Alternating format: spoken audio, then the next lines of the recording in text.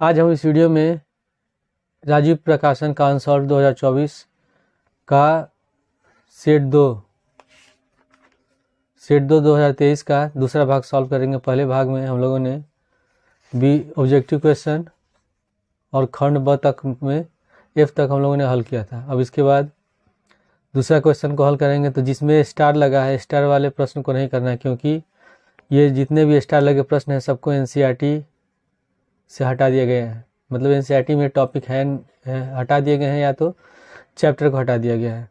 तो बी वाला क्वेश्चन करेंगे। बी है एक सीधा राजमार्ग एक मीनार के पाद तक जाता है। मीनार के शिखर पर खड़ा एक आदमी एक कार को 30 डिग्री के अनुमान कोण पर देखता है, जो मीनार के पाद की ओर एक समान चाल से जाती है। 6 सेकंड बाद कार का अनुमान कोण 60 डिग्री हो गया। तो इस बिंदु से मीनार के पाद तक पहुंचने में कार द्वारा लिया गया समय ज्ञात कीजिए। तो ये क्वेश्चन हाइट एंड डिस्टेंस से है, ऊंचाई और दूरी से है। तो इसे मान लेते हैं कि ए भी एक मीनार है और इस मीनार पर एक आदमी है जो एक इस बिंदु पर सी बिंदु पे कार आ रही है जो 30 डिग्री के अनुमान कोण पर देखता है। ये हो गया 30 डिग्री। फिर इसमें लिखा हुआ है कि 6 सेकंड के बाद मीनार के पाद की ओर एक समान चाल से जाने पर अनुमान कोण 60 डिग्री हो जाता है। तो मान लेते हैं इस बिंदु पर अनुमान कोण हो गया 60 डिग्री बिंदु डी पर। तो हमको बताना है इसमें कि इस बिंदु से मीनार के पाद तक पहुंचने में कार द्वारा लिया गया समय क्या होगा, यानी कि डी से बी तक जाने में कार को कितना समय लग रहा है, ये हमको निकालना है। तो सी से डी तक जाने में 6 सेकंड लग रहा है। तो इस दूरी को हम मान लेते हैं y और इसको मान लेते हैं x। तो पहले हम क्या करेंगे, सी से डी में तो दिया गया है समय 6 सेकंड है, तो हम दूरी निकाल लेंगे। जब दूरी निकालेंगे तो चाल निकालेंगे, चाल बराबर होता है दूरी बटे समय। तो चाल निकाल लेने के बाद फिर इसकी भी दूरी निकाल लेंगे। तो जब दूरी निकल जाएगा तो समय निकालना है, तो समय बराबर होता है दूरी बटे चाल। इस फार्मूले से निकल जाएगा। मीनार की ऊंचाई को हम मान लेते हैं h मीटर, इसको मान लेते हैं x मीटर और ये है y मीटर। तो हमेशा जब सॉल्व करेंगे तो हम लोग को जो भी मान रहे हैं वो हमेशा लिखना है। तो बी में माना ए बी मीनार की ऊंचाई h मीटर है, बी डी बराबर x मीटर, बी डी बराबर x मीटर तथा सी डी बराबर y मीटर है। और अनुमान कौन से हैं, ए सी बी और ए डी बी। अनुमान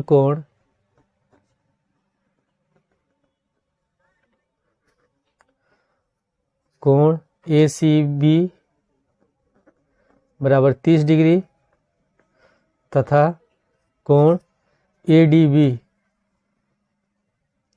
बराबर है 60 डिग्री। तो सबसे पहले हम त्रिभुज ए बी डी में हल करेंगे। त्रिभुज ए बी डी में आधार दिया है, लंब दिया है, तो यानी कि tan का प्रयोग करेंगे। तो tan 60 डिग्री बराबर होगा ए बी बटे बी डी, और tan 60 का मान होता है √3। तो √3 बराबर ए बी को हम लोगों ने माना है h और बी डी को क्या माना है x। तो x का मान निकालेंगे तो x बराबर हो गया h बटे √3। ठीक है, इसको मान लेंगे समीकरण 1। अब इसके बाद अब त्रिभुज ए बी सी में हल करेंगे। पुनः त्रिभुज ए बी सी में कितना डिग्री बनना है, 30 डिग्री। तो tan 30 डिग्री बराबर होगा h बटे x प्लस वाई या ए बी बटे बी सी। तो tan 30 डिग्री बराबर हम लिखेंगे ए बी बटे बी सी, और tan 30 का मान होता है 1 बटे √3। ए बी बराबर है h और बी सी बराबर लिखेंगे x प्लस वाई, तो h बटे x प्लस वाई। और इसके बाद कर देंगे cross multiply, x plus Y से 1 में गुणा कर देंगे तो x प्लस वाई हो गया। √3 से h में गुणा करेंगे तो √3h। अब इसमें x का मान कितना, समीकरण x h बटे रूट 3, तो इसमें x का मान रख देंगे, तो h बटे रूट 3 प्लस y बराबर रूट 3h, या ब्रैकेट में लिखेंगे समीकरण 1 से। ठीक है, अब इसके बाद जो h वाला पद है इसको ले जाएंगे हम दाएं साइड, तो प्लस है तो माइनस हो जाएगा, तो y बराबर under root 3h minus h बटे अंडर रूट 3,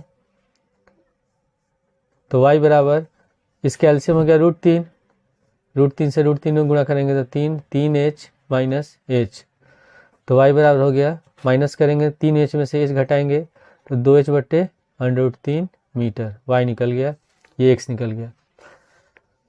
अब यहाँ y तक जाने में समय कितना लग रहा है, 6 सेकेंड, तो हम चाल निकाल लेंगे, लिखेंगे y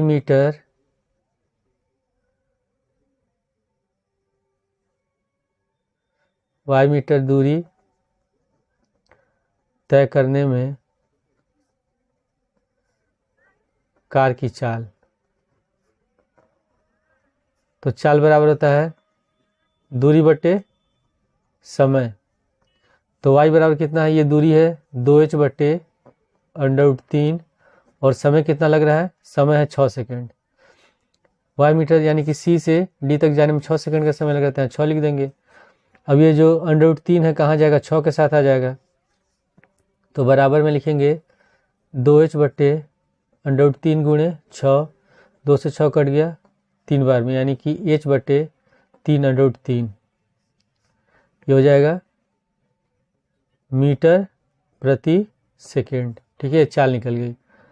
अब हमको निकालना है कि d से, जब कार d से b तक जा रही है तब उसको कितना समय लगता है, तो इसमें दूरी दिया है, तो पुनः लिखेंगे, पुनः d से b तक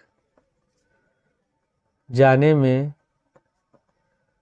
कार को लगा समय, तो समय बराबर होता है दूरी बटे चाल, और दूरी कितनी है, डी से बी तक जाने में x है तो x लिख देंगे, और चाल कितना निकला है, चाल निकला है h बटे 3 अंडर रूट 3, तो लिख देंगे h बटे 3 अंडर रूट 3, और x किसके बराबर है, x बराबर है h बटे अंडर रूट 3 के, तो इसका मान रख देंगे, तो हो जाएगा h बटे अंडर रूट 3 बटे फिर ये है h बटे 3 अंडर रूट 3, तो ये 3 अंडर रूट 3 ऊपर चला जाएगा, h गुणा हो जाएगा अंडर रूट 3 में,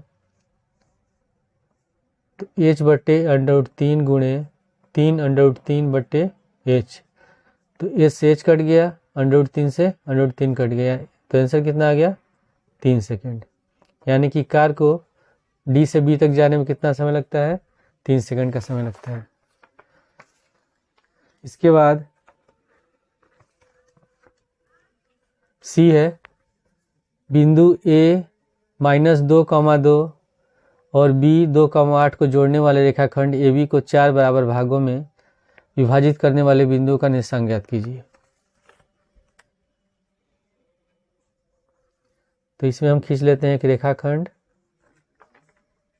AB, A का निर्देशांक है -2,2, B का निर्देशांक है 2,8, ठीक है, और इसके बीच में हमको बताना है उन बिंदुओं का निर्देशांक जो इसको 4 भाग में बांटे, तो पहला बिंदु मान लेते हैं P, दूसरा Q, और तीसरे को मान लेते हैं R। अब ये 4 बराबर भाग में बट गया, 1 2 3 4, तो इसको हम हल करने के लिए हम अंतर विभाजन का सूत्र का प्रयोग करेंगे। वो क्या होता है, जैसे हमको P का निर्देशांक निकालना है, तो XY बराबर होगा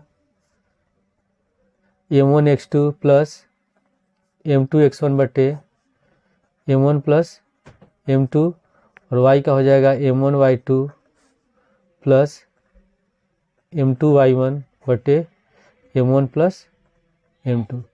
ठीक है, ये फार्मूला हम यूज़ करेंगे। तो इसमें हमको M1, इसमें ये हमारा होगा x1y1 और ये होगा x2y2, जो बदलने वाला नहीं है। क्या बदलेगा, M1 और M2 बदलेगा।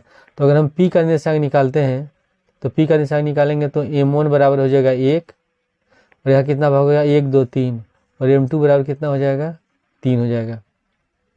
फिर अगर हम Q का निकालेंगे, अगर क्यू का निर्देशांक निकालते हैं तो ये कितना हो जाएगा, 2 हो जाएगा, और ये भी कितना होगा, 2, यानी कि m1 बराबर 2 होगा और m2 बराबर 2 होगा। फिर अगर हम r का निकालते हैं तो जब r का निकालेंगे तो यहाँ से यहाँ तक कितना हो गया, 3 भाग, और ये कितना हो रहा है, 1 भाग। तो m1 बराबर 3 और m2 बराबर 1 होगा।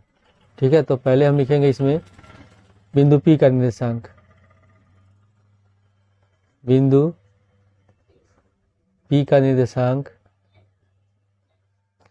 तो एक फॉर्मूला लिखेंगे, एक्स वाई बराबर m1 x2 plus m2 x1 बटे m1 प्लस m2, फिर comma m2 m1 y2 plus m2 y1 बटे m1 प्लस m2। जब P का निर्देशांक निकाल रहे हैं तो यहाँ से यहाँ तक 1 भाग है, यहाँ 3 भाग है, तो m1 बराबर 1 होगा, m1 बराबर 1 होगा और m2 बराबर 3 होगा, और x1 y1 यही रहेंगे।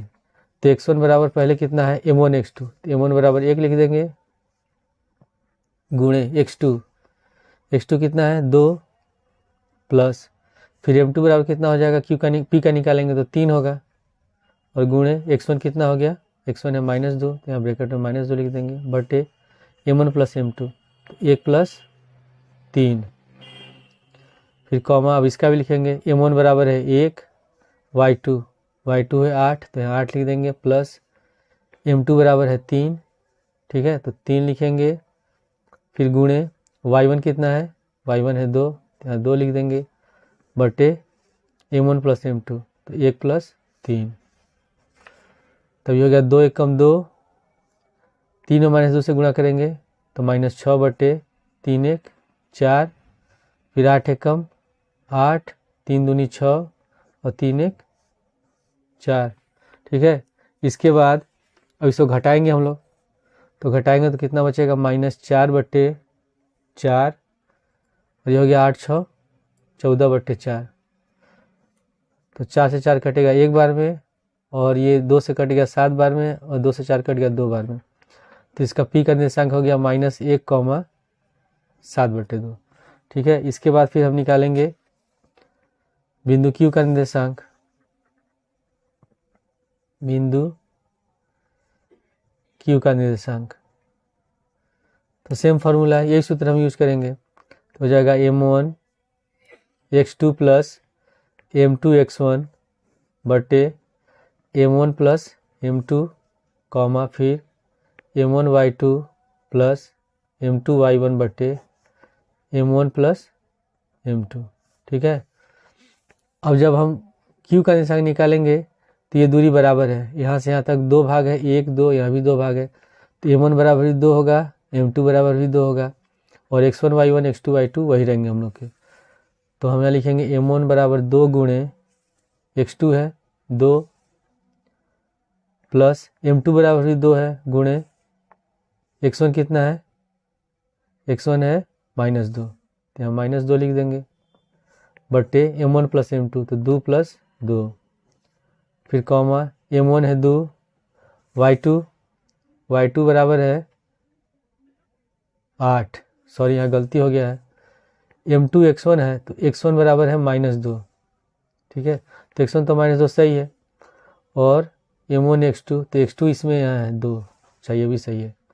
इसके बाद m1 y2, m1 बराबर 2 लिखेंगे, और y2 इसमें कितना है, y2 8 है, तो यहाँ 8 लिख देंगे, प्लस फिर m2 भी 2 है, और y1 कितना है, y1 2 है, तो यहाँ 2 लिख देंगे, बटे 2 प्लस 2, इसे गुणा करेंगे, 2 दूनी 4, प्लस माइनस माइनस 2 दूनी 4 बटे 4, फिर 8 दूनी 16, 2 दूनी 4 बटे 4, तो 4 में से 4 घटाएंगे 0 बटे 4, और 16 4 20 बटे 4, तो 4 से 20 कट गया 5 बार में, और 4 से 0 भाग दें तो 0 होगा, तो 0,5, तो Q का निर्देशांक निकल गया 0,5। उसके बाद हम निकालेंगे किसका, R का निर्देशांक। जब R का निर्देशांक निकालेंगे तो यहाँ से यहाँ तक 3 हो जाएगा, 1 2 3 भाग और ये 1 भाग, यानी कि m1 बराबर 3 और m2 बराबर 1। R का निर्देशांक, same formula m1x2 plus m2x1 बटे m1 plus m2 comma m1y2 plus m2y1 बटे m1 प्लस m2।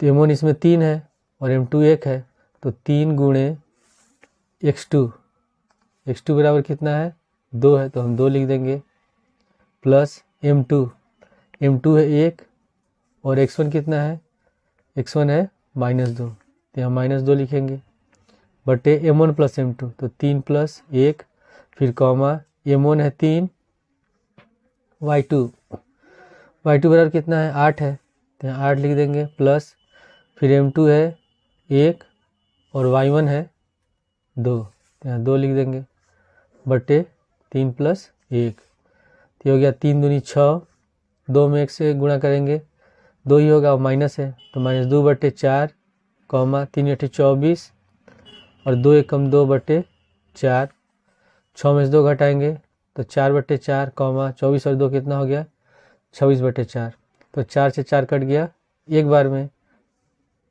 और ये 2 बार में कटेगा और ये 13 बार में कटेगा, तो इसका आंसर कितना हो गया 1 कॉमा 13 बटे 2। तो ये हो गया पी क्यू और आर का निर्देशांक। इसके बाद फिर अगला क्वेश्चन डी है, एक भिन्न का अंश उसके हर से 3 कम है, यदि अंश और हर दोनों में 2 जोड़ा जाता है तो नई भिन्न मूल भिन्न का योग 29 बटे 20 हो जाता है, तो मूल भिन्न बताना है क्या होगा। ठीक है, तो हम इसमें एक चर में इसको हल करते हैं, एक चर के समीकरण में।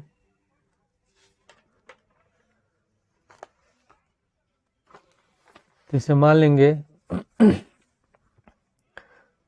क्वेश्चन नंबर है डी, इसमें लिखा है कि जो भिन्न का अंश है उसके हर से 3 कम है, यानी कि जो हर है वो ज़्यादा है, 3 ज़्यादा है और अंश 3 कम है, तो मान लेते हैं माना हर x है। ठीक है, तो अंश कितना हो जाएगा, अंश हो जाएगा x माइनस 3, तो हम लोग का भिन्न क्या होगा, भिन्न बराबर होता है अंश बटे हर, यानी कि x माइनस 3 बटे x। ठीक है, उसके बाद फिर लिखा हुआ क्वेश्चन में कि यदि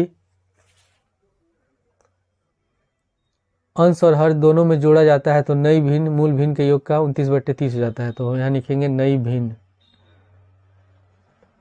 भिन्न बराबर, पहले ये भिन्न लिख लेते हैं x माइनस 3 बटे x। ठीक है, और लिखा जा रहा है कि अंश और हर दोनों में 2 जोड़ा जाता है, तो इसमें भी 2 जोड़ दे रहे हैं और इसमें भी 2 जोड़ देते हैं, तो यहाँ 3 माइनस 2 है, घटाएंगे कितना बचेगा x माइनस 1 बटे x प्लस 2, हम लोग का ये हो गया नई भिन्न। यहाँ लिखेंगे प्रश्नानुसार, इसमें लिखा है कि मूल भिन्न और नई भिन्न को जब जोड़ते हैं तो 29 बटे 20 हो जाता है, तो ये हम लोग की मूल भिन्न है, तो x माइनस 3 बटे x और नई भिन्न कौन सी है x माइनस 1 बटे x प्लस 2, और दोनों का योगफल होता है 29 बटे 20। ठीक है, अब हम इस कैल्शियम निकालेंगे, तो इस कैल्शियम हो जाएगा x गुणे x प्लस 2, x प्लस 2 से x माइनस 3 में गुणा होगा। कैसे होगा कि जब हम पहला वाला जो भिन्न होता है उसके हर से एलसीएम में भाग देते हैं, तो एलसीएम भाग देंगे तो x से x कट जाएगा, बचा कितना x प्लस 2, तो x प्लस 2 से x माइनस 3 में गुणा करेंगे, तो x माइनस 3 गुणे x प्लस 2, फिर प्लस, और उसी तरह दूसरे वाले भिन्न का हर है x प्लस 2, तो x प्लस 2 से हम क्या करेंगे एलसीएम को भाग देते हैं, तो x प्लस 2 कट गया, बचा कितना x, तो हम x से गुणा कर देंगे x माइनस 1 में, और बराबर में लिखेंगे 29 बटे 20। अब गुणा करेंगे, पहले 1 से दोनों पद में गुणा करेंगे, 1 से x में x स्क्वायर, फिर x से 2 में 2x, फिर माइनस 3 से x में माइनस 3x, फिर माइनस 3 से प्लस 2 में, तो माइनस का 6, प्लस फिर x से x में x स्क्वायर, फिर x से 1 में माइनस x बटे, फिर x से x में गुणा करेंगे x स्क्वायर, 1 से 2 में 2x बराबर 29 बटे 20। अभी हो गया x स्क्वायर और x स्क्वायर को जोड़ेंगे 2x स्क्वायर, उसके बाद 2x है और माइनस 3x, घटाएंगे बचेगा माइनस x और माइनस x और माइनस x, माइनस 2x और माइनस 6 बटे एक्स स्क्वायर प्लस 2x बराबर 29/20। अब कर देंगे क्रॉस मल्टीप्लाई, तो 20 से इन तीनों पद में गुणा करेंगे, तो 20 से 2 में गुणा करेंगे 20 दूनी 40x स्क्वायर, फिर 20 से 2 में गुणा करेंगे 20 दूनी 40x, फिर 20 से 6 में 6 दूनी 12 120, फिर एक्स स्क्वायर प्लस 2x से 29 में गुणा करेंगे तो हो गया 29x स्क्वायर, फिर 29 से 2 में गुणा करेंगे 29 दूनी 58x। ठीक है, अब इसके बाद इन दोनों पद को लाएंगे बाय साइड, तो प्लस है तो क्या हो जाएगा माइनस, तो 40x square minus 40x minus 120 minus 29x square और माइनस 58x बराबर 0। 40x स्क्वायर में से 29x स्क्वायर घटाएंगे, बचेगा कितना 11x स्क्वायर माइनस फिर हम माइनस 40x और माइनस 58 दोनों माइनस में है तो जोड़ देंगे, हो जाएगा माइनस 98x और माइनस 120 बराबर 0। ठीक है, अब इसका अगर हम गुणनखंड करते हैं, फैक्टराइज करेंगे तो थोड़ा प्रॉब्लम होगा। सबसे आसान तरीका है, क्या करते हैं हम इसमें द्विघाती समीकरण का सूत्र का प्रयोग कर देंगे। तो इससे किससे तुलना करते हैं, तुलना करते हैं X square plus B X plus C बराबर 0 से। तो ए बराबर हो गया 11, बी बराबर होगा माइनस 98 और सी बराबर हो गया 120। तो सूत्र होता है एक्स बराबर minus B plus minus under root B square minus 4ac upon 2a। तो माइनस पहले हम माइनस लिख देंगे और b बराबर है माइनस 98, तो ब्रैकेट में लिखेंगे minus 98 plus minus under root B square यानी कि माइनस 98 का होल स्क्वायर माइनस 4 गुणे ये बराबर है 11, तो 11 लिख देंगे और c बराबर कितना है, c बराबर है माइनस 120, तो माइनस 120 लिख देंगे बटे 2a, तो 2 गुणे 11 हमें हो जाएगा माइनस माइनस प्लस फिर प्लस माइनस 98 का होल स्क्वायर होता है 9604, फिर माइनस माइनस प्लस 4 में 11 से गुणा करेंगे 44 और 44 से 120 में गुणा करेंगे तो ये हो जाएगा 5280 बटे 22। ठीक है, तब ये हो गया 98 प्लस माइनस 9604 और 5280 को जोड़ेंगे तो ये होगा 14884 बटे 22। एक बार क्या लिखेंगे, इस बार एक बार आंसर प्लस में लिखेंगे, एक बार माइनस में लिखेंगे। तो 98 प्लस पहले इसका वर्गमूल निकाल लेते हैं, तो प्लस माइनस इसका वर्गमूल निकालेंगे तो ये आएगा 122 बटे 22। तो हम क्या करते हैं, इसमें एक बार इसको प्लस में लेंगे, एक बार माइनस में लिखेंगे। तो 98 प्लस 122 बटे 22 और ये हो जाएगा 98 माइनस 122 बटे 22। तो 98 और 122 को जोड़ेंगे तो ये हो जाएगा 220 बटे 22 और 98 से 22 घटाएंगे तो 12 में से 8 गया 4 और 11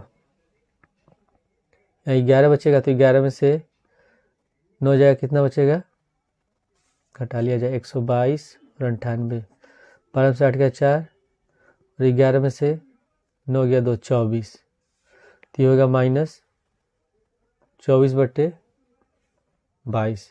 ठीक है, तो इसको हम काटते हैं तो ये होगा माइनस 12 बटे 11, इसको काटेंगे तो 10 होगा, तो आंसर हमारा 10 और हो रहा है माइनस 12 बटे 11। तो जो अंश है, अंश तो भिन्न में होगा नहीं, क्योंकि ये पहले से ये एक्स का जो मान निकला है, ये जो हर है ये भिन्न में नहीं होगा, तो कौन सा मान लेंगे, तब एक्स बराबर होगा हमारा 10। तो भिन्न हमारा है, भिन्न बराबर कितना हम लोग ने माना था, x माइनस 3 बटे एक्स, तो इसको लिख देंगे x माइनस 3 बटे एक्स, तो x बराबर है 10, 10 माइनस 3 बटे 10 और 10 में से 3 घटाएंगे 7 बटे 10, तो इसका आंसर हो गया 7 बटे 10।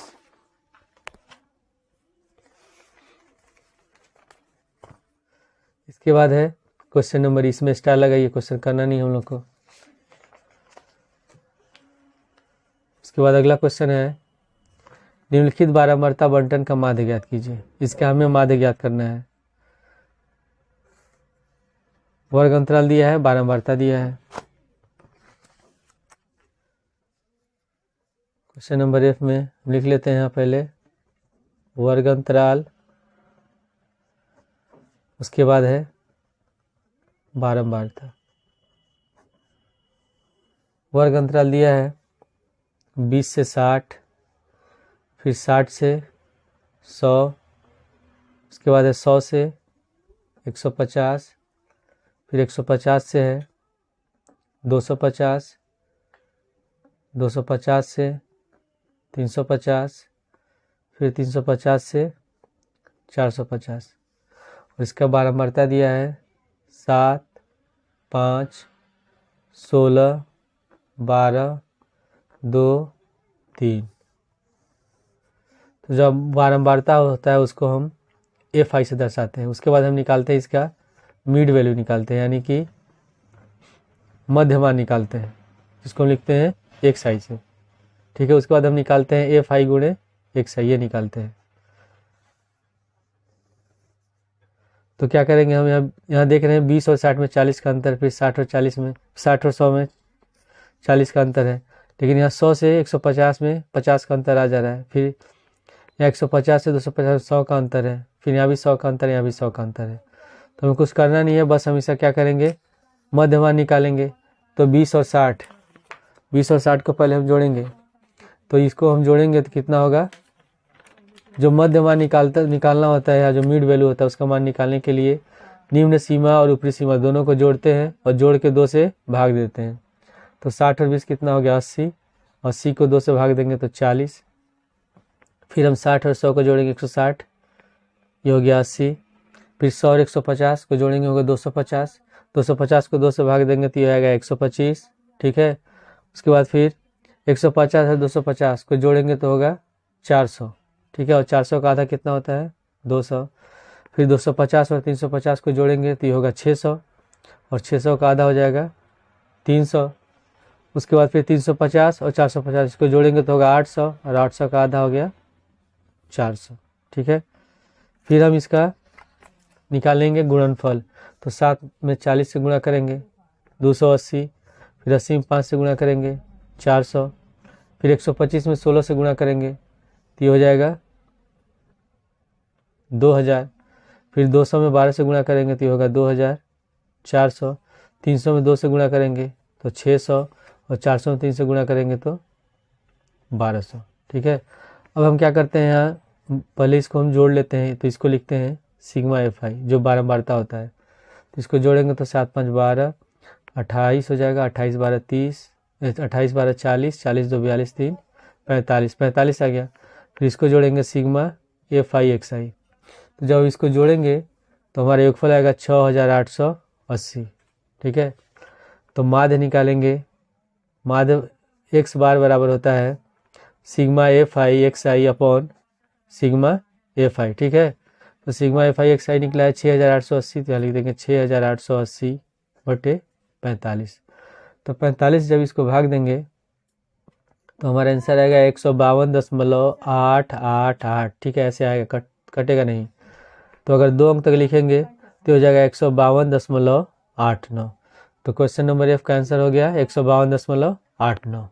तीसरा क्वेश्चन, ये जितने भी क्वेश्चन है सब 6-6 नंबर के हैं। इसके पहले वाला कितना था, 4 नंबर का था। तो तीसरा है, एक त्रिभुज का एक कोण दूसरे त्रिभुज के एक कोण के बराबर हो तथा इन कोणों के अंतर्गत करने वाली भुजाएं समानुपाती हो तो सिद्ध कीजिए कि दोनों त्रिभुज समरूप होते हैं।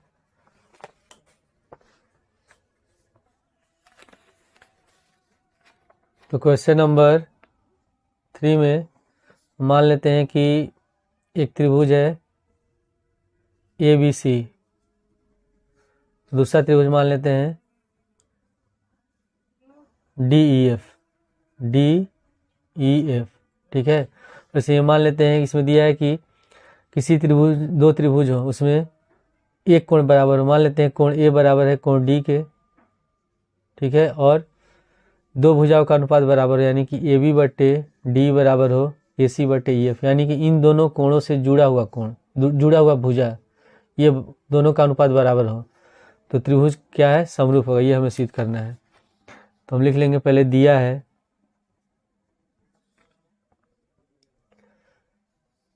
त्रिभुज ABC तथा त्रिभुज DEF में कोण A बराबर कोण D तथा AB बटे D बराबर AC बटे DF। ठीक है, सिद्ध क्या करना है,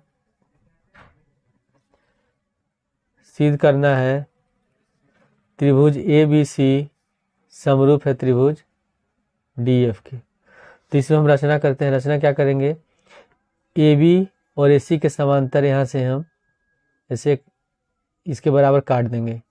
यहाँ मान लेते हैं ये P और यहाँ Q। तो रचना में लिखेंगे DP बराबर AB तथा DQ बराबर AC काटा तथा PQ को मिलाया। PQ को हम मिला रहे हैं तो लिख देंगे PQ को मिलाया। ठीक है, अब हम क्या करेंगे, अब त्रिभुज ABC और त्रिभुज DPQ को दोनों को सिद्ध करेंगे सर्वांग सम। तो उत्पत्ति में लिखेंगे त्रिभुज ABC तथा त्रिभुज DPQ में क्या दिया है, AB बराबर DP। हम लोगों ने अभी लिखा है रचना से AB बराबर DP है, तो लिख देंगे AB बराबर DP, ब्रैकेट में कारण जो लिखते हैं रचना से। ठीक है, उसके बाद कोण A बराबर है कोण D, कोण A बराबर कोण D ये दिया है, और AC बराबर DQ ये भी रचना से बराबर है, AC बराबर DQ यहाँ भी लिख देंगे कारण में रचना से। तो कौन सा नियम लग रहा है, साइड एंगल साइड, भुजा कोण भुजा। ठीक है, भुजा कोण भुजा, तो लिखेंगे इसलिए त्रिभुज ABC सर्वांग सम है त्रिभुज DPQ के, और नियम लिख देंगे साइड एंगल साइड, भुजा कोण भुजा से। जब दो त्रिभुज समरूप होते हैं तो संगत भुजा और संगत कोण आपस में बराबर होते हैं, यानी कि कोण B बराबर हो जाएगा कोण P, कोण और C बराबर कोण हो जाएगा Q, और ये तो पहले से D के बराबर है, तो इसलिए हम लिख देंगे कोण B बराबर कोण P तथा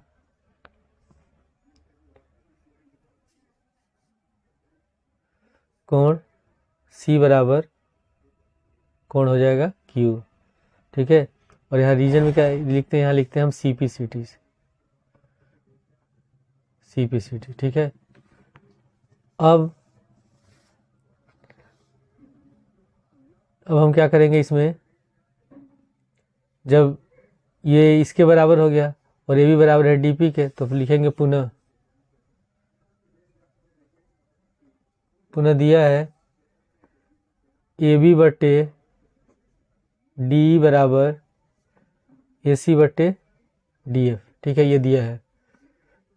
अब AB किसके बराबर है, AB बराबर है DP के, तो यहाँ लिख देंगे DP बटे DE बराबर, और AC किसके बराबर है, AC DQ के बराबर है, तो DQ बटे DF। अब यहाँ हो गया DP बटे DE बराबर DQ बटे DF। तो थेल्स प्रमेय के विलोम से क्या हो जाएगा, तब PQ समांतर होगा EF के, तो इसलिए हम लिख देंगे PQ समांतर EF, लिखेंगे थेल्स प्रमेय के विलोम से। थेल्स प्रमेय के विलोम से ये इसके समांतर हो गया, तो जब ये दोनों लाइन एक दूसरे के समांतर होगा तो ये कोण और ये कोण बराबर होंगे आपस में, ये भी कोण आपस में बराबर, इसको हम कहते हैं संगत कोण। ठीक है, तो इसलिए कोण P बराबर कोण E तथा कोण Q बराबर हो जाएगा कोण F। कोण P बराबर E और कोण Q बराबर कोण F हो गया, परंतु कोण B किसके बराबर है, कोण E के बराबर है। ठीक है, नहीं इसमें कोण P बराबर है कोण E के, और कोण Q बराबर है कोण F के। तो हम लोग इसमें कोण A जब D के बराबर है और ये दोनों त्रिभुज सर्वांगसम है, और यहाँ हम लोगों ने सिद्ध किया कि कोण किसके बराबर है कोण B किसके बराबर है P के, और कोण C किसके बराबर है Q के। तो यहाँ लिख देंगे, परंतु कोण P बराबर है कोण B तथा कोण Q किसके बराबर है कोण C के। तो यहाँ लिखेंगे हम लोग, ठीक है। अगर इसकी हम तुलना करते हैं तब हो जाएगा कोण B बराबर कोण E तथा कोण C बराबर कोण F, ठीक है। अब लिखेंगे हम लोग त्रिभुज ABC तथा त्रिभुज DF में। पुनः त्रिभुज ABC तथा त्रिभुज DF में, इसमें क्या हो जाएगा, कोण A बराबर है कोण D, कोण A बराबर कोण D, ठीक है। कोण B बराबर कोण E, कोण B बराबर कोण E, और कोण C बराबर कोण F, कोण C बराबर कोण F। तो इस त्रिभुज में तीनों कोण आपस में बराबर हैं, यानी कि त्रिभुज ABC समरूप होगा त्रिभुज DF के। और कौन सा नियम लग रहा है, एंगल एंगल एंगल समरूपता, ठीक है। एंगल समरूपता दोनों त्रिभुज समरूप होंगे, और ये हम लोग को सिद्ध करना है। इसके बाद है अगला क्वेश्चन, अथवा में ये स्टार लगा है, मतलब ये हम लोग को करना नहीं है, ये NCERT से बाहर है।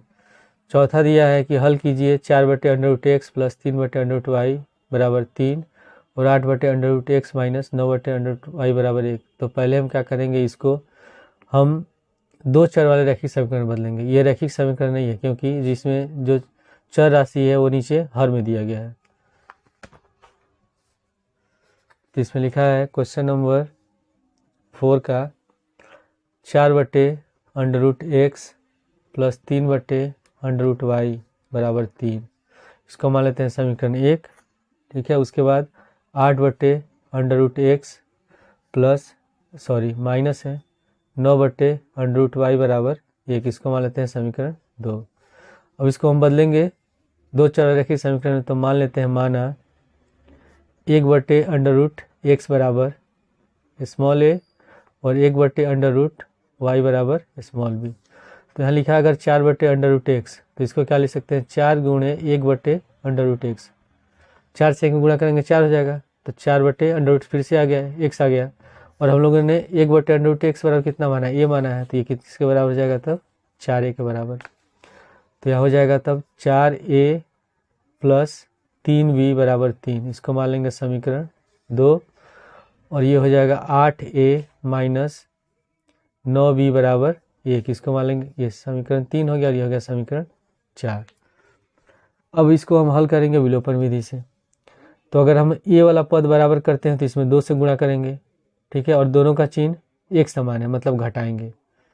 और अगर हम b को बराबर करते हैं तो हम इसमें भी 3 से गुणा करेंगे, और ये दोनों एक प्लस में एक माइनस है, मतलब जोड़ेंगे। तो हम क्या करेंगे, अगर b वाले पद को बराबर करते हैं तो समीकरण 3 में 3 से गुणा करके समीकरण 4 के साथ जोड़ देंगे।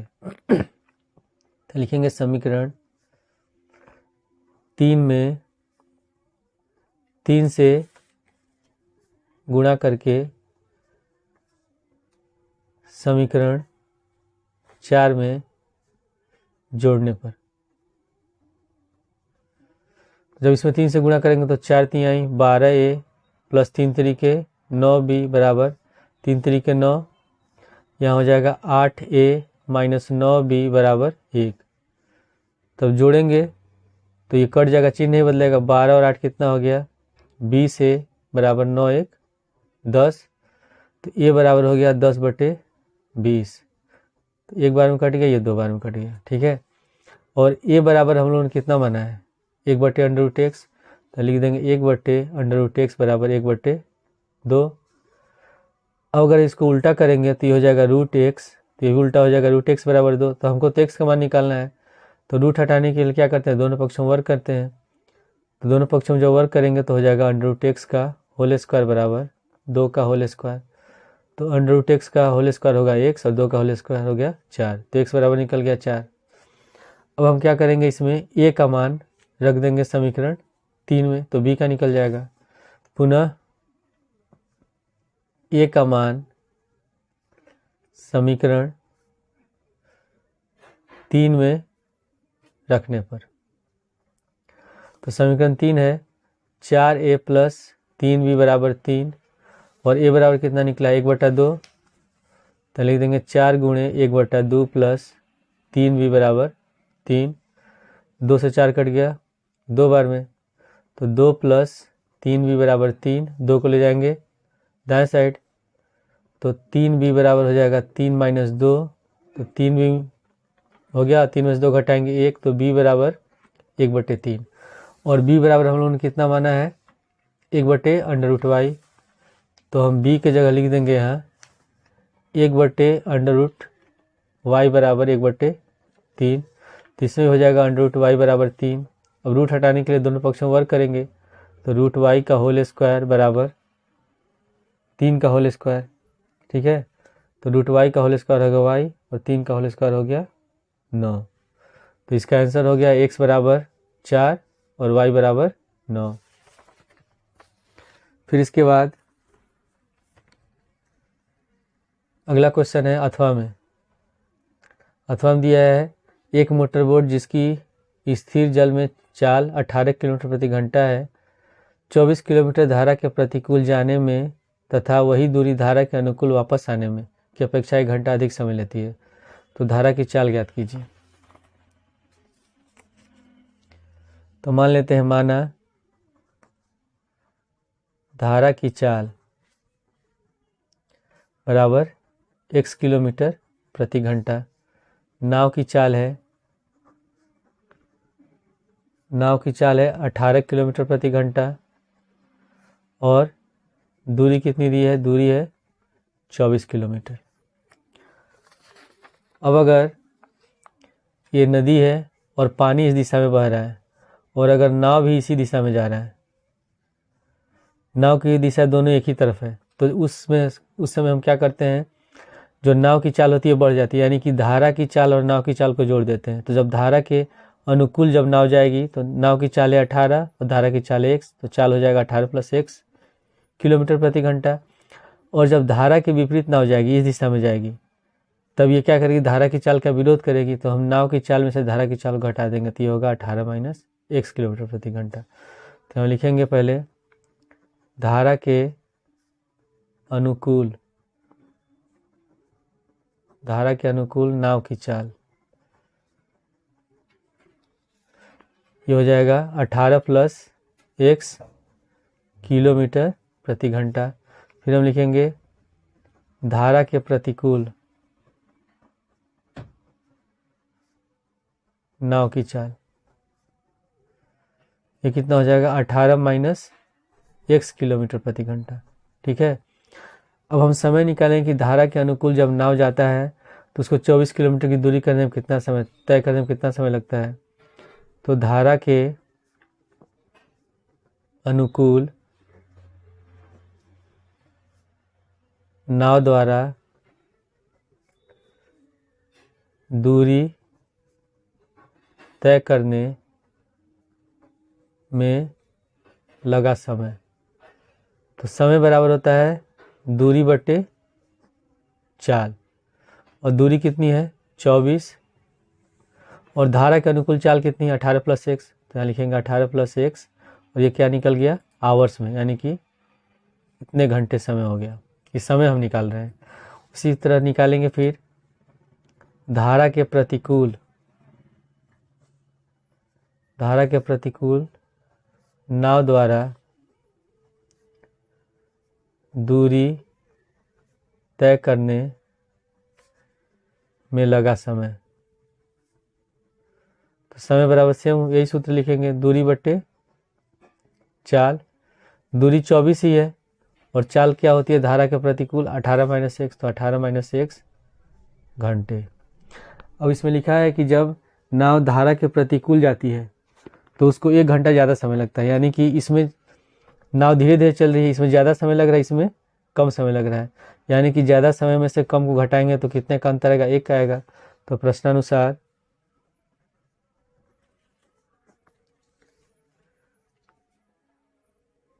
24/18 माइनस एक्स, फिर घटा देंगे तो 24/18 प्लस एक्स बराबर 1, यानी कि इसमें ज़्यादा समय लग रहा है, इसमें कम समय लग रहा है, और दोनों का अंतर कितना है, 1 घंटे का अंतर है।